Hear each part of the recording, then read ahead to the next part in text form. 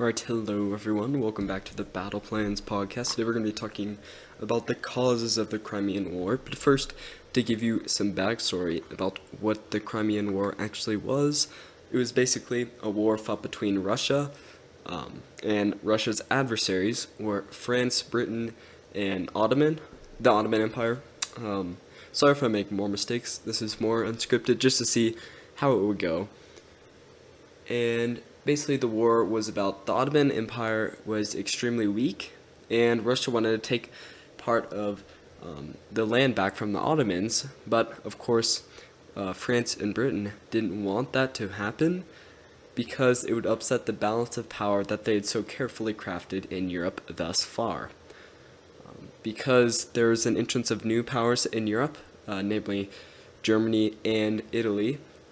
These weren't always countries, they were actually just started to become a unification of states. So that kind of upset the power more, so they had to redistribute some land because that's what they do. And they didn't want Russia to take over the Ottoman Empire because then Russia would be too strong, right?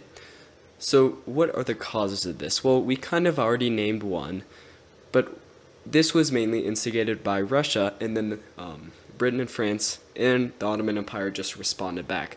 Russia wanted to take over the Ottoman Empire, one, because if you don't know, Russia is mainly Orthodox Christians, and the Ottoman Empire had a lot of Ottoman Orthodox Christians near its borders that Russia wanted to help protect. They wanted to try to protect these people, and even though the Ottoman Empire was extremely liberal about religious freedom at this point, they didn't care. It was just a cause so that Russia could take land because they needed to expand because they were far behind industry-wise than the rest of Europe. They hadn't really gone through the Industrial Revolution yet, and they had actually just freed their serfs, where the rest of Europe had done it quite a while ago.